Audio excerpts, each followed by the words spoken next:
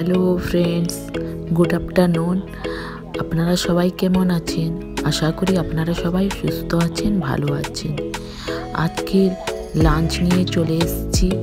আপনারা দেখতেই পাচ্ছেন, এই যে আমার আজকের লাঞ্চ, গরম ভাত, তার সাথে টমেটোর চাটনি ঝাল ঝাল করে, তার সাথে বেগুন ভাজা আর করেলা আলু ভাজা, তার সাথে আছে চিকেন কারি, আর তার সাথে আছে রায়তা। দেখতেই পাচ্ছেন রায়তা, শসা কুচা, টমেটো কুচো দিয়ে রায়তা করেছি।